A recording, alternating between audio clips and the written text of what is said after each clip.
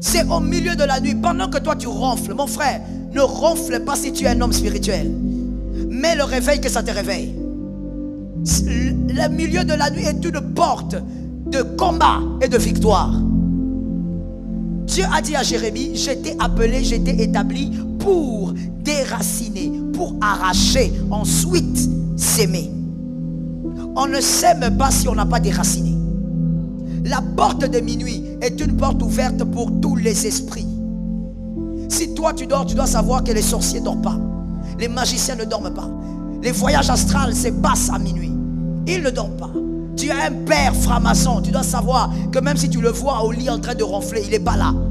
À minuit, c'est la porte de l'établissement. Et c'est la porte là où on destitue les gens. C'est à cette heure-là qu'on établit et on destitue. On renverse et on place. C'est à cette heure-là qu'on envoie les maladies dans les familles. Vous vous réveillez le matin, la journée est bizarre. Tu dois même te demander, mais depuis que je me suis réveillé, pourquoi tout est bizarre? Tout ce que je fais ne marche pas. Partout où je vais, je m'énerve. Mon frère, on t'a travaillé la nuit. Dis à quelqu'un qui est à tes côtés, il faut que ça change au nom de Jésus.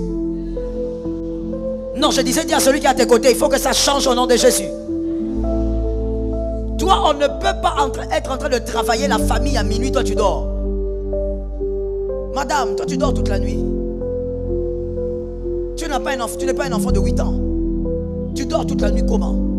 Organise-toi pour dormir avant et réveille-toi à minuit. Une porte est ouverte. Il faut que tu établisses. Et il faut que tu déracines. Que le monde des esprits ne te dépasse pas. Yes.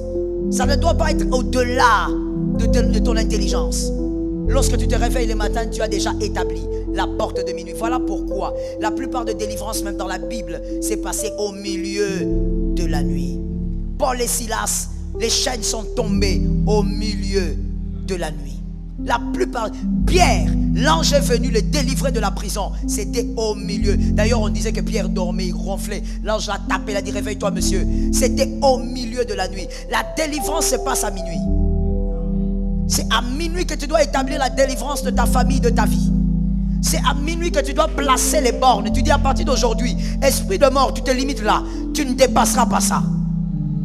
Tu déclares à minuit, tu dis à partir d'aujourd'hui, je ne veux qu'aucun de mes enfants ne soit hospitalisé. Ils vont grandir sans entrer là-bas. Et ça tombe sur toi, tu es distrait, si tu es distrait, ça tombe sur un autre.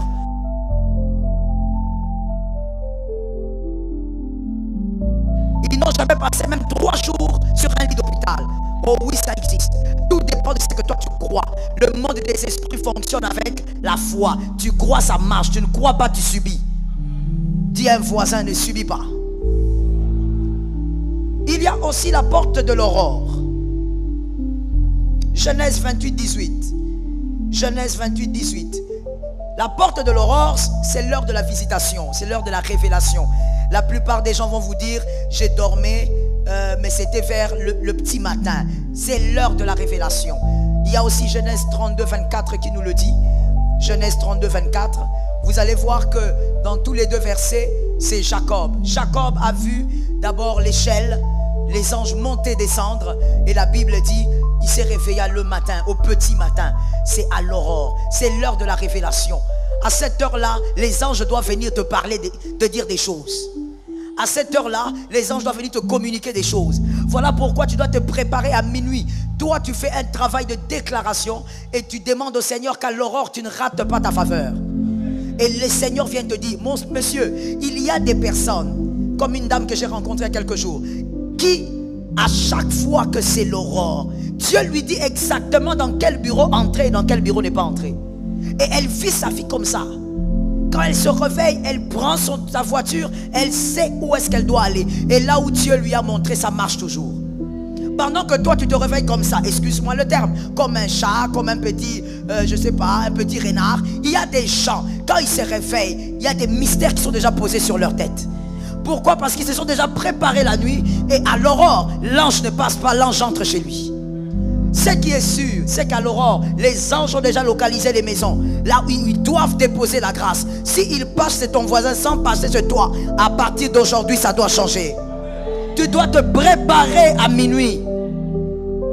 Est-ce que quelqu'un m'entend? Au fait, la préparation de minuit, c'est comme une invitation que vous donnez. Vous donnez une invitation. Les gens polis ne viennent pas chez vous sans invitation. Avant de venir, ils vous posent la question, est-ce qu'ils peuvent venir? C'est la même chose avec le monde des esprits. Les anges arrivent chez vous parce que vous avez déjà préparé le terrain. Vous déclarez à minuit, vous dites, Seigneur, qu'à l'aurore, les anges entrent dans la chambre de mes enfants. Que tes enfants aient des visitations spirituelles, qu'ils n'attendent pas 30 ans. Que tes enfants commencent à voir Dieu, à entendre Dieu, à dire, maman, Dieu m'a dit, oh que c'est beau. De dire, papa, Dieu m'a montré. Toi, tes enfants ne font que manger, dormir et danser la musique païenne. Voilà le type d'enfants que tu prépares. Et pour le Congo et pour le monde. Catastrophe. Il faut préparer les enfants à vivre les mystères spirituels. Et le deuxième verset de Genèse, c'est aussi lorsque Jacob, la fameuse histoire connue, Jacob s'est battu avec l'ange, qui en réalité était l'Éternel. Il s'est battu avec, et la Bible est claire, la Bible dit, jusqu'à l'aurore, c'est lui-même, l'Éternel, qui a dit, il faut me laisser partir, regarde, le soleil se lève, il faut que je parte. C'est à ces heures-là que l'Éternel vient parler aux élus. La troisième porte majeure, c'est la porte du midi. La porte du midi. Lorsqu'il est midi chez vous, la porte du midi. C'est une porte qui permet le changement des saisons. À cette heure-là, il y a une porte spirituelle qui s'ouvre, qui permet à des choses invisibles d'entrer dans le monde visible, mais vous permettant de vivre les effets d'une autre saison. Et là, nous avons Genèse 18:1. C'est Abraham. Genèse 18:1. Ésaïe 25:4.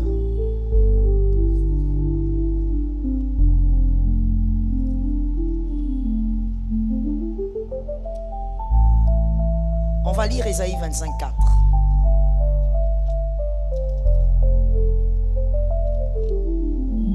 Ésaïe 25:4. En effet, tu défends les faibles avec puissance. Tu protèges les pauvres quand ils sont dans le malheur. Et tu es un abri contre la pluie. Une ombre qui protège du soleil. Dans la version Louis II, on dit à midi, ton ombre nous couvre. Là, on parle de l'Éternel, son ombre couvre. Vous entrez dans une saison de grâce et de couverture. L'histoire d'Abraham, c'est Abraham, la Bible dit clairement, au midi. Dans d'autres versions, on dit même à la chaleur du jour. Là, Abraham assis, il voit des hommes venir. Et c'était des êtres spirituels qui étaient venus annoncer la destruction de Sodome et Gomorrhe. Mais ces êtres aussi étaient venus changer la saison d'Abraham. Parce qu'ils ont dit à Abraham, l'année prochaine, à la même époque, Sarah aura un bébé. L'heure du midi, lorsque même si vous êtes en pause au travail, ne passez pas ce temps à ricaner seulement avec vos amis. Lorsqu'il est midi, retirez-vous un peu, quelque part de seul, et décrétez que vous recevez tout ce qui vous appartient de positif venant d'une nouvelle saison. Refusez tout ce qui est négatif parce que toute porte spirituelle fait entrer deux types de choses, les choses positives et les choses négatives. Refusez donc l'entrée de tout ce qui est négatif dans votre vie. À midi, ne soyez pas dans la distraction. À midi, si vous avez des enfants qui vont à l'école, priez pour eux. Lancez une parole prophétique et que cette porte permette l'entrée d'une nouvelle saison dans la vie de vos enfants.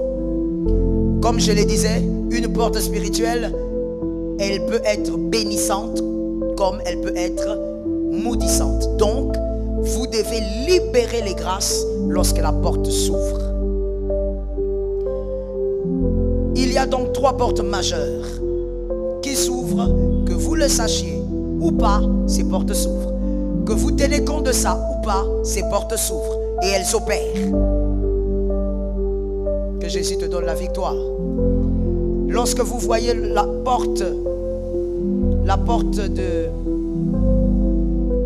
du midi, soyez capable de déclarer les choses que vous voulez voir changer. Vous savez, L'apôtre Jean a dit quelque chose, moi, qui m'a toujours intrigué quand je viens d'une prière ou quand je veux aller en prière. Il a dit, vous priez, mais vous ne recevez pas. Parce que vous priez mal.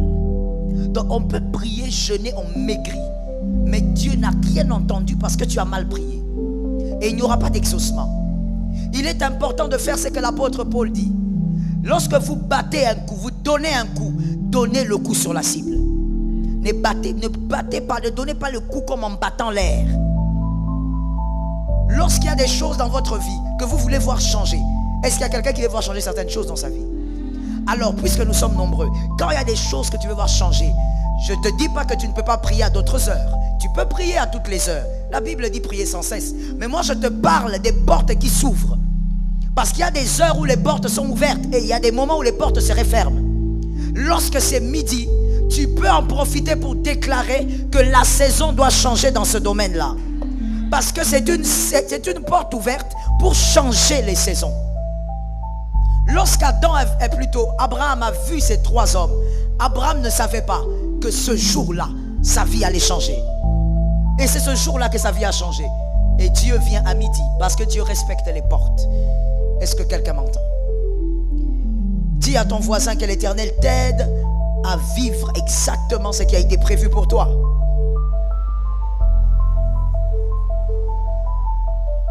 Psaume 55, 16, 17. Psaume 55, 16, 17.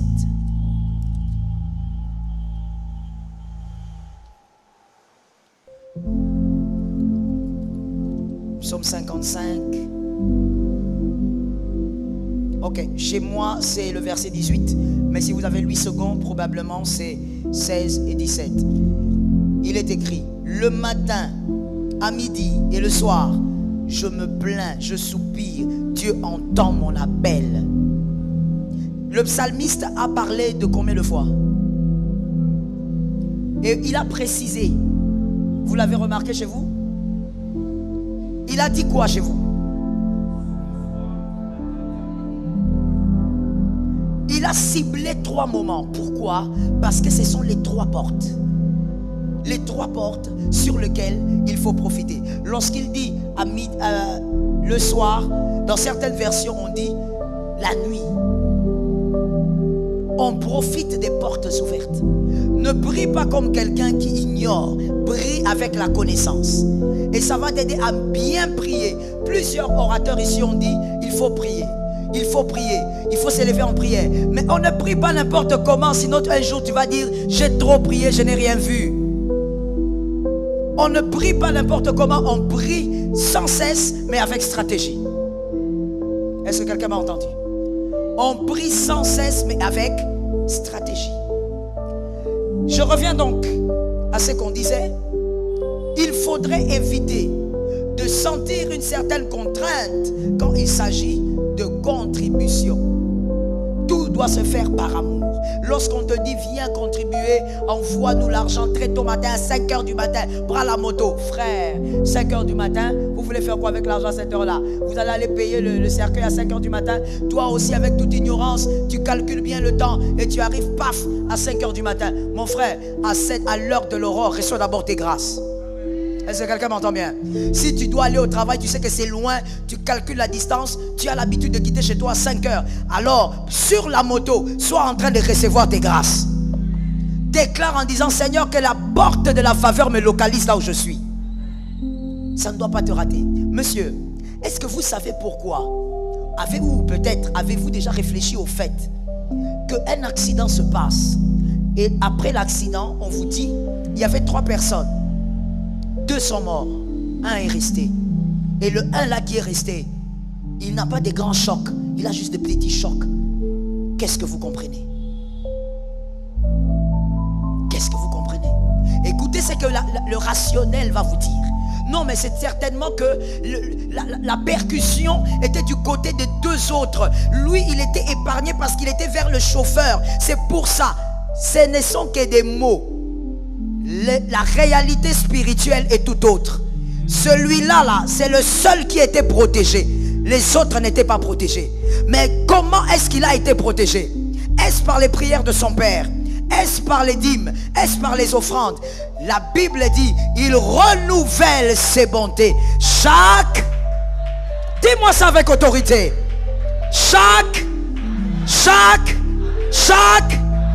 Pas chaque nuit. C'est le matin que Dieu te donne la protection du jour. C'est le matin que tu vas faire la différence sur une moto avec n'importe qui. C'est le matin que tu reçois la grâce. Tu ne peux pas sortir de ta maison sans avoir déclaré: j'ai reçu tout ce que l'Éternel a envoyé pour moi ce matin. Habitue tes enfants, avant de sortir de la maison, pour aller à l'école, de dire une parole au Seigneur.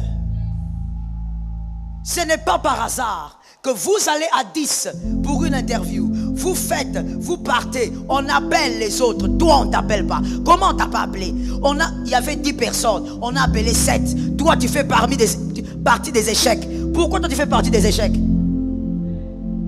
Pourquoi tu es sur la liste noire? Pourquoi? N'as-tu pas une tête? N'as-tu pas un cerveau? N'es-tu pas intelligent? Pourquoi tu ne fais pas partie des 7? Regarde un voisin, dis-lui pourquoi. Regarde celui qui est derrière, demande-lui pourquoi. Pourquoi? Les 7 là qu'on a appelés là, ils sont nés d'un père, d'une mère. Pourquoi tu ne fais pas partie de cette liste? Pourquoi toi tu es toujours dans une liste obscure? Au nom de Jésus, ça doit changer. Je dis c'est une semaine de victoire. Je disais ça doit changer. Je dis en même temps que tu dis Amen, entre dans une autre liste. En même temps que tu dis Amen, pénètre une autre liste. Je te sors de cette liste obscure au nom de Jésus. Tu as toujours un mari fatigué qui vient à la maison en train de se plaindre. Tu sais, ça n'a pas marché. Donc ton mari, ça ne marche jamais. On prend les autres mais pas ton mari. Mais pourquoi? Pourquoi pour les autres femmes ça marche? C'est seulement ta femme qui rate toujours tous les tests. Pourquoi? La faveur de l'aurore, tu dois le recevoir. Jacob, Rizaka, il a été différent. Pas parce qu'il est né d'Isaac. Jacob n'a pas été différent. Je veux même te choquer, mais si tu lis la Bible, ça ne va pas te choquer, tu vas comprendre ça. Jacob était différent, même pas parce qu'il avait reçu la bénédiction de son père. Ce n'est pas ça qui avait créé la différence. La grande différence de Jacob a commencé le jour où il a combattu avec l'ange. Ce jour-là, on lui a dit: on te change de nom, tu deviens Israël. Aujourd'hui, le peuple qui met mal à l'aise les gens, ce n'est pas Jacob, c'est Israël. Ce n'est pas Jacob, ça n'a rien à voir avec Jacob. Ce jour-là, il y a eu une transformation. Ou peut-être on va utiliser le terme qu'on écoutait à l'époque avec XOR. Il y a eu une... Voilà, les gens de l'époque sont là. On est ensemble. Une transmutation. Ça c'est XOR. Ça veut dire que la personne est totalement changée. Ça n'a rien à voir avec la première. Jacob n'est pas redoutable, Israël est redoutable. La Bible déclare que Israël, celui qui le bénit est béni. Il ne s'agit pas de Jacob, il s'agit de quelqu'un d'autre. De celui qui a été transformé le jour où l'ange lui a dit: aujourd'hui, tu n'es plus Jacob, tu es Israël. C'est une manière aussi pour nous de comprendre que le nom d'une personne révèle la grandeur de son identité. Oui. Voilà pourquoi vous qui êtes parents, arrêtez de donner des noms aux enfants de manière hasardeuse comme ça. Tu te réveilles le matin, comme tu aimes le Nutella, tu l'appelles Nutella. Un bébé garçon, parce que toi tu aimes manger le Nutella, tu l'appelles Nutella. Parce que tu aimes le ketchup, tu dis ketchup. Ta fille. Tu donnes des noms en désordre, tu ne réfléchis pas. C'est que tu ne sais pas, c'est que le nom d'une personne cache même aussi sa petitesse. Le nom d'une personne peut même cacher ses défis. Voilà pourquoi en Israël, on ne donne pas à un bébé le nom. Peut-être la génération actuelle qui essaye de se moderniser. Mais Israël dans la parole ne donnait jamais le nom à un bébé quand il était tout petit. On attendait qu'il grandisse un peu pour avoir la révélation de sa destinée. Toi, tu as un nom qui ne veut rien dire. Mon frère, que Dieu t'aide. Tu t'appelles comment? Choupi. Tu t'appelles comment? Iguette. Ça veut dire quoi Iguette au fait? On réfléchit. Ton prénom veut dire quoi? Huguette. Ça veut dire quoi? Ghislaine veut dire quoi?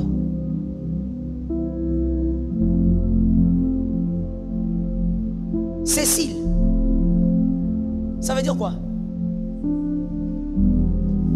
Est-ce que le président Mobutu avait tort quand il avait dit retour à l'authenticité? Parce que quelque part, nos noms à nous ont des sens. Ah mais oui. Toi on t'a pris, on a donné le nom Albert. C'était l'ami, le meilleur ami de votre papa. Un Suisse qui venait à la maison, qui s'appelait Albert. On a pris ce nom-là, on t'a donné ça.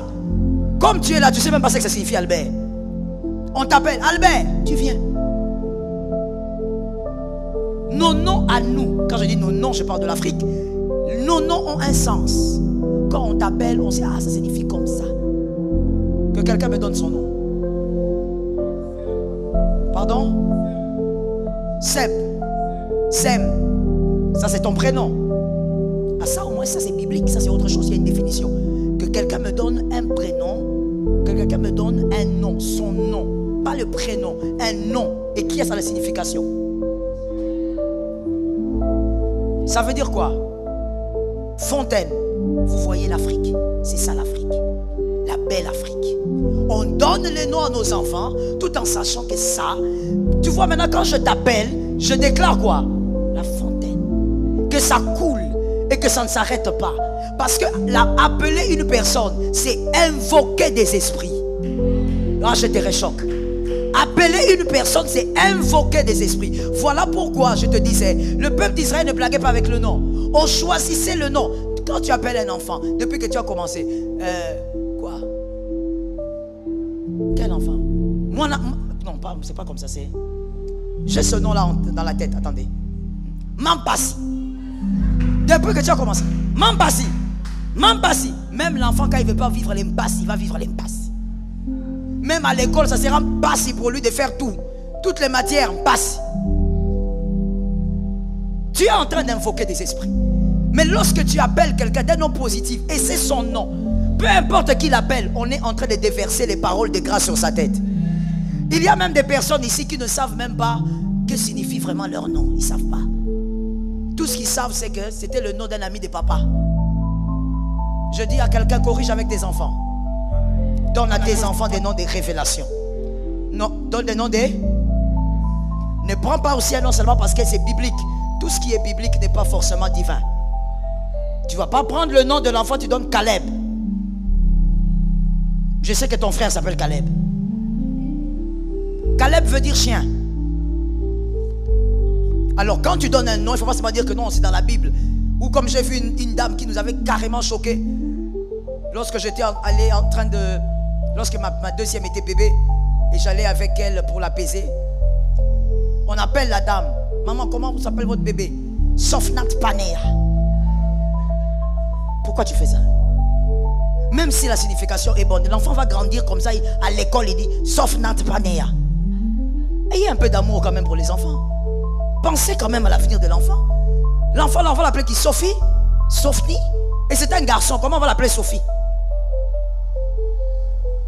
J'ai dit à une personne, pas de contraintes dans ce qu'on vous demande. Est-ce que quelqu'un m'a capté? Il y a un verset important que nous devons lire et retenir ce soir. Galates 5:13. Galates 5:13.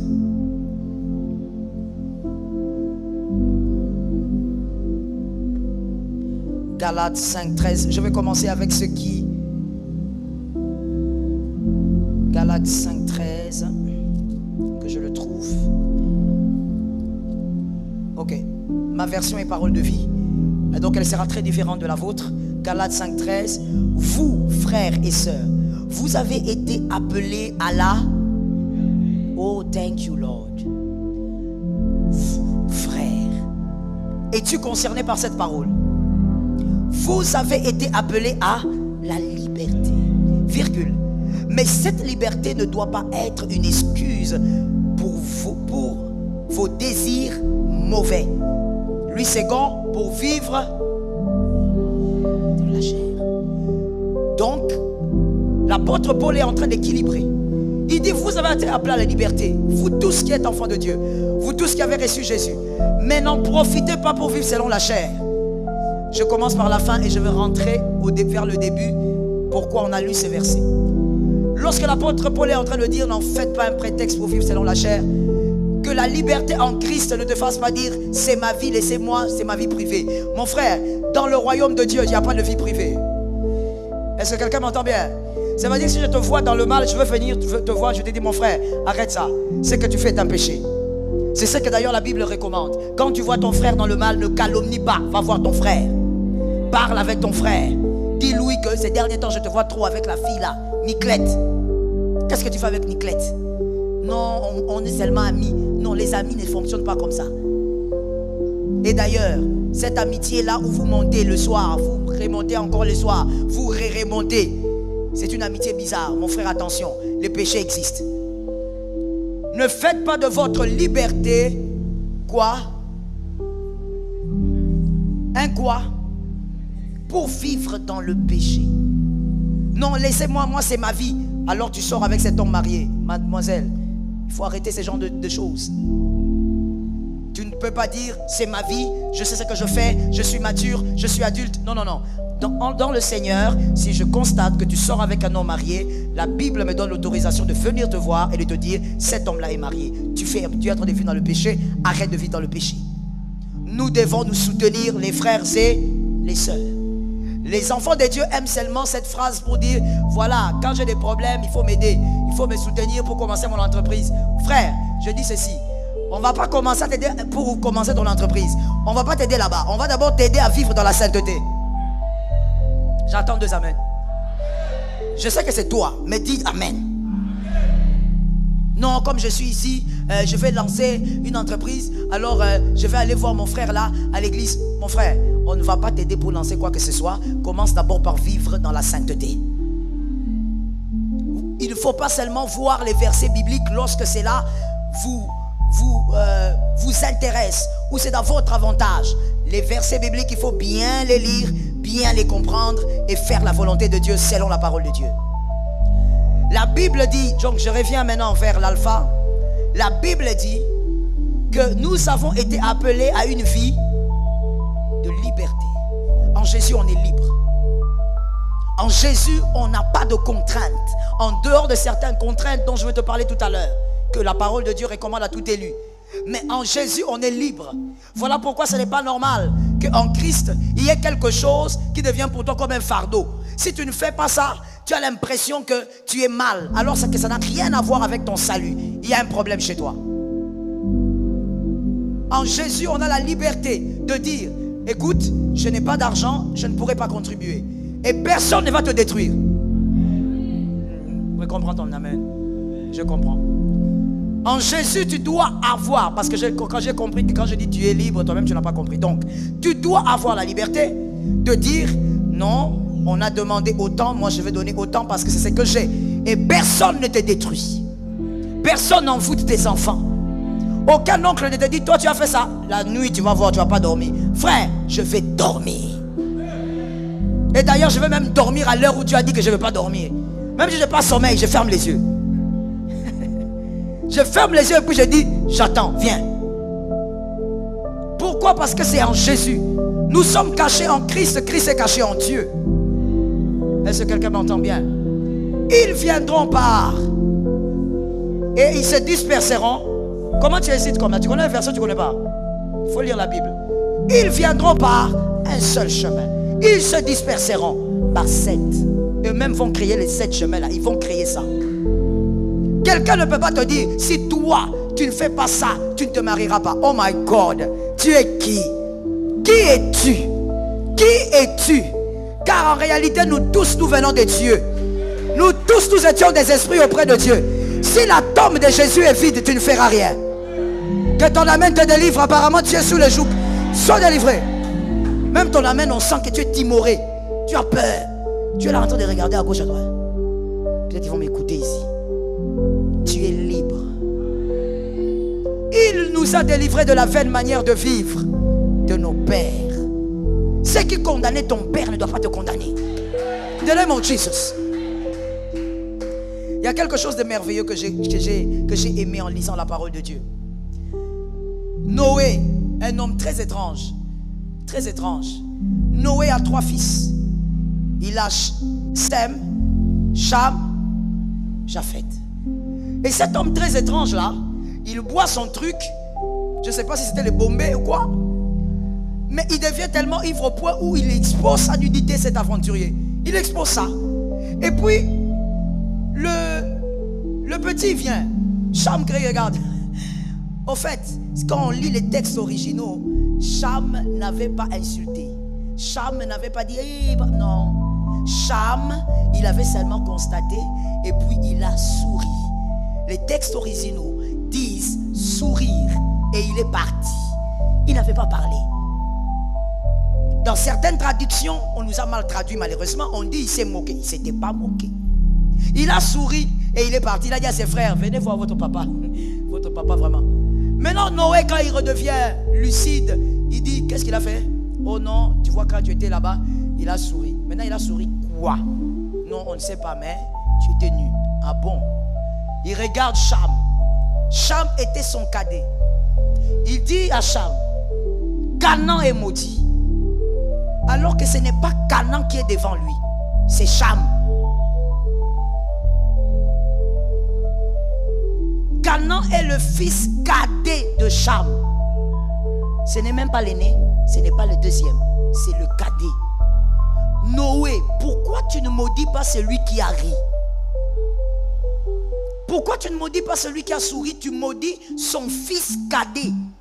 Et puis il le regarde, il dit, je maudis Canaan. Tu seras l'esclave des esclaves des esclaves. Il continue, il parle le monsieur là, il parle trop. Alors qu'il est en train de maudire sa propre suite. Or, la gloire d'un homme est cachée dans sa suite. La grandeur d'un homme est révélée par sa suite.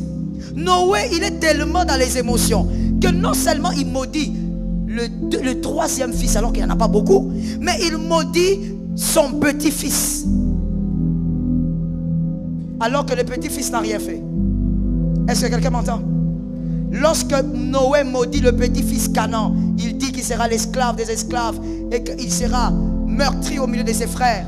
Dieu est juste. Je suis d'accord avec cet amen. Dieu n'est pas un homme. Dieu ne parle pas comme les hommes. Mon frère, voilà pourquoi à des moments quand tu crois que Dieu est fâché contre un homme parce que toi tu es fâché contre lui, fais attention. Dieu ce n'est pas toi. Dieu n'est pas un homme. Dieu n'est pas rancunier comme toi. Dieu il n'est pas toi. Donne-moi un amen. Dieu n'est pas un homme. Alors que Noé il a vu l'arc-en-ciel, c'est la première alliance avec Dieu. Dieu a agréé le cœur de Noé. Il a sauvé Noé. Mais quand Noé a fait ça, quelques siècles après, Dieu vient vers Abraham. Il dit à Abraham, je donnerai à toi et à ta descendance.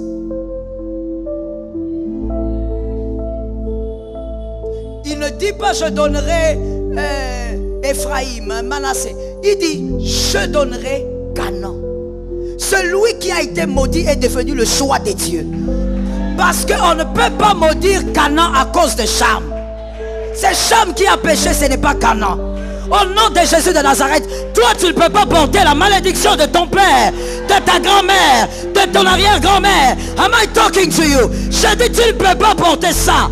Sa malédiction c'est sa malédiction. Toi tu n'es pas sous sa malédiction. Même si tu as son ADN, tu n'es pas sous sa malédiction. Dis à un autre voisin, Dieu est juste. Dis à une troisième personne, Dieu est juste, Dieu est juste.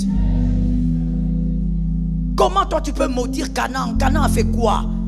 Canaan il est tout bébé d'ailleurs là-bas, il ne comprend même pas ce qui se passe. Canaan il est en train peut-être de ramper à quatre pattes. Noé, est-ce que tu es conscient? Tu maudis ton petit-fils à cause de son père.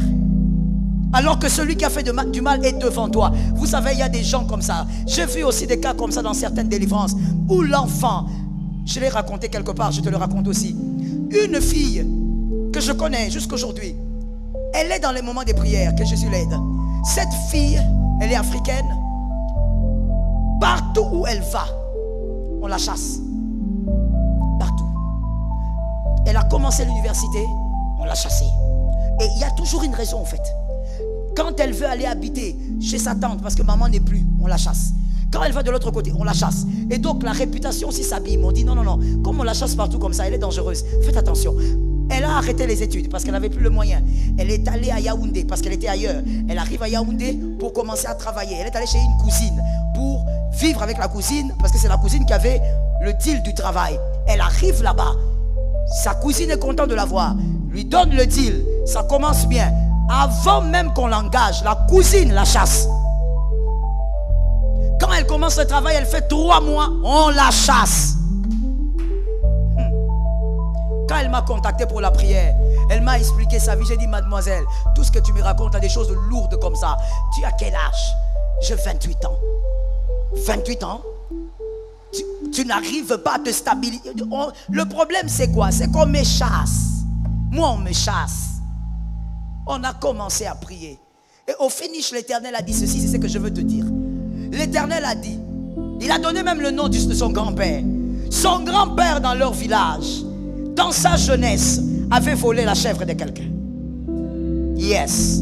Et en volant cette chèvre, je ne sais pas si son grand-père avait volé ça pour faire quoi lui aussi. C'est quoi aussi le problème avec des gens? Il a volé la chèvre. Et en volant cette chèvre, la personne qui pleurait sa chèvre avait dit, toutes les filles de ta lignée seront chassées. Il y a des malédictions qui sont libérées, alors que c'est Cham qui a fait le mal. Mais on maudit toute une lignée. On maudit la 2e génération. On maudit la 3e. Peut-être que toi tu n'es pas au courant. Peut-être qu'il y a quelque chose qui est sur ta vie parce que il y a quelque chose qui se passe au milieu des garçons comme des filles. Mais ce n'est pas toi qui devais subir ça. Je dis, tu ne subiras pas. Ta foi est en train de t'introduire dans un couloir. La vie et la mort sont au pouvoir de la langue. Je dis, tu ne peux pas subir au nom de Jésus. Que la lumière de Jésus entre en toi. Tu ne dois pas subir, ça ne te concerne pas. Dis à 3 personnes, je ne suis pas concerné. Yes, say it. Je ne suis pas concerné. Non, non, je ne suis pas concerné. Tu as leur ADN, mais tu n'es pas concerné. On t'appelle, on te dit, oh petit, tu ne vois pas que dans cette famille, vraiment, bah, tu ne sais pas beaucoup, frère. Vraiment, tout le monde meurt trop jeune. Hein. Tu vois pas. Mon frère, il ne faut pas dire, ah oui, hein, c'est vrai. Moi aussi, j'ai réfléchi. Et la vie et la mort sont au pouvoir de la langue. Quand on te parle là par ton cousin, là, tu le regardes, tu dis, oui, oui. Mais en tout cas, moi, je ne suis pas concerné. Oui, il ne faut, mon Dieu, dans le monde des esprits, il ne faut pas avoir froid aux yeux. Lorsque tu n'es pas d'accord, dis-le directement, je ne suis pas d'accord. Est-ce que quelqu'un m'entend bien? Il ne faut pas être là comme ça, la personne parle, elle parle, toi tu es là, tout timide. Ah bon, ok, vraiment que Dieu nous fasse grâce. Hey, de quel Dieu tu parles? Il y a certaines phrases que vous avez l'habitude de libérer. Ce sont des phrases d'ignorance. Dieu a déjà fait grâce. Certaines phrases ne sont pas logiques. Oh maman, Nzamba salisa biso. Nzamba c'est à salisa. Tout est accompli. Dieu a déjà fait grâce. Comme tout est accompli, entre dans ton autorité. Tu as reçu le pouvoir de marcher sur le serpent, le scorpion, sur toute la puissance. J'ai dit toute la puissance. Rien ne peut. Rien c'est rien. Ni la magie, ni la sorcellerie, ni l'envoûtement, ni les incantations. Rien. Oh, je parle à ta maison. Rien ne va te nuire. Au nom de... Rien ne va te nuire. Tu ne peux pas être là en train de regarder les choses se passer et toi tu multiplies seulement les paroles. La vie et la mort sont au pouvoir de la langue. Regarde la vie de ton père, tu dis en tout cas, mon père, je ne sais pas pourquoi il avait fait un AVC à tel âge, peut-être c'est la pression de la vie, mais moi, tu as compris, je ne suis pas concerné. C'est tout. Vous savez, le diable est mauvais. Je priais pour un monsieur qui est dans la députation. Il est venu me voir à la limite quand je voulais partir. Il me dit, pasteur, tel que vous me voyez là, j'ai toujours été en bonne santé. Mais un matin, j'ai reçu l'appel d'une personne de ma famille. Elle m'a parlé. Pendant qu'elle parlait, elle me dit, fais un peu l'appel vidéo. Je veux voir, je veux te voir. Ça fait longtemps. Il fait l'appel vidéo. Il dit, maman, je me souviens seulement d'une chose, que j'avais lancé l'appel vidéo. Et la suite, je me suis réveillé en Afrique du Sud. AVC. Il a dit que j'allais perdre ma vie si je n'avais pas de bonnes personnes pour m'expulser rapidement. J'allais mourir, maman. Je ne sais pas ce qui s'est passé. C'est le trou noir. Mon frère, toute personne, je répète la phrase que j'aime dire. Le sourire n'est pas le fruit de l'esprit. Ce n'est pas dans la Bible. Il faut savoir être bibliste, il faut ouvrir la Bible. Le sourire n'est pas le fruit de l'esprit. Quelqu'un peut te sourire du matin au soir. Il est en train de méditer ton mal. Il médite ta mort. Je dis à quelqu'un, mort précoce, mort par accident, mort par sorcellerie, cela ne te concerne. Tu n'es pas avortement, cela ne te concerne. Mort d'enfant, cela ne te concerne. Le jour où tu veux fêter ta licence, c'est ce jour-là où tu fais l'accident. Mon Dieu, c'est quoi le problème? Cela ne te concerne. Si dans votre famille, il n'y a pas beaucoup de diplômés, dans ta famille à toi, oh, tes enfants iront jusqu'au doctorat. Tes enfants iront jusqu'au doctorat. Tu n'es pas concerné par leur médiocrité. Ça ne te concerne pas. Oh oui, mon frère. Des fois, quand tu viens là, oh my Jesus, tu vois, je ne sais pas si chez vous ça ne se passe pas. Si ça ne se passe pas, que Dieu te préserve. Il y a des familles où il y a toujours une personne là qui tombe toujours malade. Elle est toujours malade, elle est toujours internée. Et quand elle sort de l'hôpital, elle a déjà vidé vos comptes bancaires. Dès qu'elle entre, on commence à secouer toute la famille. Elle est malade. Envoie même un $100, tu envoies. Non, envoie encore un 200. Elle vient de faire une crise, tu envoies. Envoie un $400. C'est quand vous serez vide qu'elle guérit. Frère, quand tu envoies ton argent pour l'aider, comme je dis par amour, quand tu envoies, déclare que ce qui arrive là ne te concerne pas. Ça ne peut pas être dans ta vie, ça ne peut pas entrer dans ta vie. Écrivons rapidement avant de prier. Les responsabilités, on va dire ça comme ça. Les responsabilités que nous présente la Bible, devant lesquelles nous sommes obligés d'honorer. C'est pour nous les élus, ce n'est pas une contrainte, mais c'est une responsabilité et que nous devons honorer. On va écrire rapidement s'il vous plaît. Premièrement, il y a le travail. C'est Dieu qui a donné à l'homme le travail. Il faut travailler. La Bible dit, celui qui ne travaille pas ne mange pas. Le paresseux ne doit pas manger. Le travail. Deuxièmement, honorer les parents. Les parents, il faut les honorer. La Bible dit, c'est une bénédiction attachée à une promesse. Ça permettra que tu vives longtemps. Tu vas vieillir. Quand tu honores ton père, tu honores ta mère. On n'a pas dit honore le papa qui est responsable. Même si toi tu trouves qu'il n'est pas responsable, il a eu sa part, il a fait sa part. Toi, respecte ta part. Est-ce que quelqu'un m'entend bien? Et d'ailleurs, je vais vous dire quelque chose. Ça, c'est une sagesse. Lorsque tu dis maman n'a pas été responsable, papa n'a pas été responsable, mais moi je suis peut-être d'accord avec toi parce que c'est ton père, c'est toi qui sais ce que tu es en train de vivre. Mais je te défie aussi. Sois plus responsable que cet homme-là. Sois plus responsable que cette femme-là. Il ne faut pas seulement dire que mon père n'a pas été responsable. Est-ce que tu as déjà fait des enfants? Tu t'en es occupé jusqu'à terminer? Avant de juger ton père, sois d'abord à sa place. Avant de juger ta mère, fais d'abord ce qu'elle a déjà fait. Est-ce que quelqu'un m'entend? La Bible dit honore ton père et ta mère, peu importe ce qu'il est. Toi, honore. Troisième chose, prendre soin de ta maison. Oui, la Bible dit celui qui ne sait pas le faire est pire qu'un infidèle. Tu dois prendre soin de ta maison. Si tu es marié, occupe-toi de ta maison. Permets à ta maison de s'épanouir. Il ne faut pas aller donner l'argent dans ta famille pendant que ta femme ne sait pas comment s'habiller. Tu ne peux pas aller donner l'argent à tes neveux, à tes nièces pendant que tes enfants n'étudient pas. C'est une sorcellerie. Occupe-toi de ta maison. Avant tes neveux, tes enfants. Avant tes nièces, tes enfants. Hein, la main là, ça souffre. Hein? Oui, c'est comme ça. C'est la vaine manière de vivre des pères. Avant de t'occuper de ta petite soeur, de ta grande soeur, occupe-toi de ta femme. Avant de t'occuper de ton petit frère, occupe-toi de ton mari. Toi, tu es seulement poli quand c'est ton grand frère qui vient à la maison. Là, quand ton grand frère parle, hey, Katerina, tais-toi. Là, tu t'étais. Tais-toi. Parce que le grand frère a parlé. Quand ton mari te dit seulement, chérie, est-ce que tu peux écouter? Ah! Qu'est-ce que tu dis même? Qu'est-ce que tu dis? Qu'est-ce que tu dis? Qu'est-ce que tu dis? Tu arrives à 0 mètre comme ça là, sur sa tête. Non, les hommes aussi sont courageux. Hein? Vous supportez hein? Une femme comme ça, façon. Si j'étais un homme, depuis engagement, tac, ça va peut-être la calmer un peu. Tu parles, elle est là comme ça. Toi, tu veux dire quoi? Tu veux dire quoi? Hey, tu vas pas chier avec moi. Madame, tu es même loin de la cible. Mais tu parles. Non, il y a des gens comme ça. Tu ne sais pas honorer les tiens.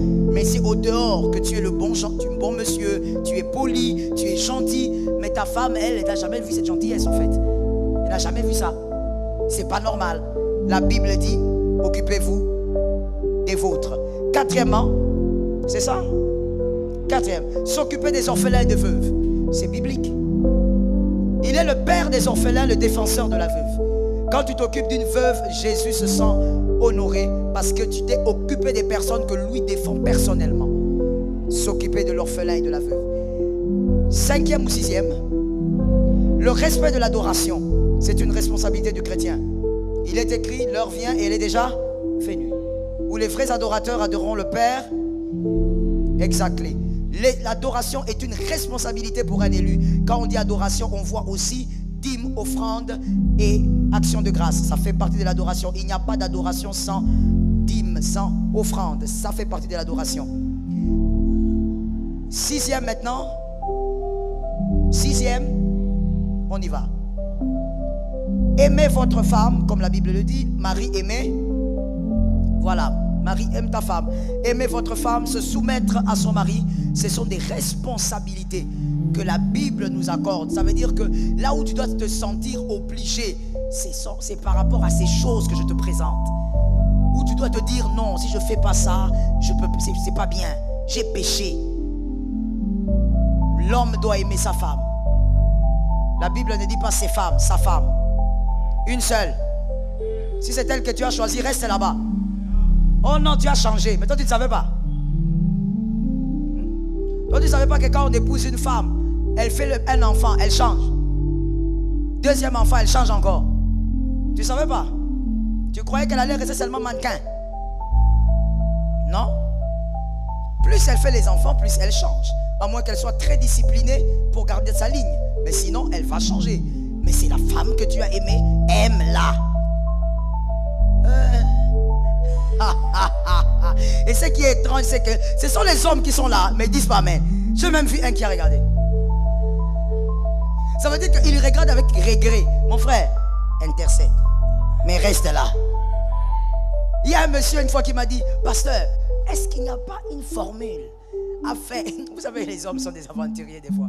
Il n'y a pas une formule à faire pour ma femme. Je ne sais pas, qu'est-ce qui se passe? Elle a beaucoup changé en tout cas. Je ne sais pas pourquoi elle a un bras gros comme ça. Ce n'est pas possible. Donc toi tu ne sais pas que quand tu manges avec elle à table là, la boule là de maïs, tu ne sais pas que ça va changer son corps. Quand elle est enceinte, tu es content. Et c'est que j'ai toujours dit, j'ai jamais compris. On félicite l'homme. Félicitations. J'ai envie de vous dire, on vous félicite pourquoi? On dit à l'homme, félicitations, félicitations. Tu es content, ta femme est enceinte. Mais attends-toi aussi aux transformations. Mais transformation internationale. Attends-toi à ça. Une dame, elle est complexée en elle-même. Elle me disait, pasteur, moi je crois que je dois aller me faire opérer. Il faut que je fasse ceci. Je lui ai dit, maman, si tu te fais toutes ces choses-là, juste parce que tu es mal dans ta peau, tu auras du mal à être satisfaite de toi-même, même après ça. Il faut d'abord t'aimer comme tu es. Non, mon mari, il me regarde plus. Mon frère, je lui ai dit, il faut te calmer. On va prier. J'ai prié pour elle et puis j'ai dit, amène-moi ton mari. Je n'ai pas beaucoup de jours, il faut me l'amener vite. Quand elle m'a amené son mari, il était content. Oh pasteur, on m'a dit que vous me cherchez. J'ai dit oui, oui. Je vous cherche. Et il n'était même pas vieux, hein. Moins de 55 ans. Il vient là. Et puis je lui dis, j'ai dit à la dame, j'ai dit sortez, je parle avec votre mari. Et je dis au monsieur, au fait, c'est quand la dernière fois que vous avez vu votre femme avec la lumière dans la chambre? Il m'a dit pardon. Quand il a dit ça, j'ai compris que j'ai attrapé quelqu'un. J'ai dit c'est quand la dernière fois que vous avez regardé votre femme dans la chambre avec la lumière, vous l'avez vue telle qu'elle est née? Pasteur, je ne m'en souviens pas. Bon, ce sont des détails. Je dis non, ce ne sont pas des détails. Ce ne sont pas des détails. Est-ce que elle vous voit? Oui, bien sûr. Je dis ah bon? Mais pourquoi pas le contraire? Bon, vous savez, pasteur, ma femme doit faire des efforts. Je dis, On n'amène pas un homme, une femme au changement en introduisant en la personne une sémence de complexe. Je reprends la phrase. On n'essaye pas de changer sa femme ou son mari en introduisant en elle, la personne, une sémence du complexe. Il ne faut pas que ton mari soit complexé au point de refuser de sortir avec toi. Parce que tu l'as tellement acculé. Pourquoi tu es comme ça? Pourquoi tu as cette taille? Tu l'avais choisi comme ça? Tu n'avais pas bien vu? Non, pourquoi tu es comme ça, ma femme? Elle est comme ça parce que vous avez laissé les choses évoluer. Tu ne peux pas complexer ton conjoint pour l'amener au changement. Est-ce que quelqu'un m'entend? Je dis à cet homme, au lieu de détruire le cœur de ta femme, tu as une femme extraordinaire qui a un cœur en or. Tu devrais rendre grâce à Dieu. Tu ne sais pas combien d'hommes pleurent à cause des femmes bizarres qu'ils ont épousées. Alors protège le cœur de ta femme. C'est un cœur en or que tu as reçu. Il faut t'occuper des tiens. Quantième, il faut aimer sa femme et il faut se soumettre à son mari. Que quelqu'un regarde une femme, localise une femme et dis-lui, il faut apprendre la soumission. Tu as localisé?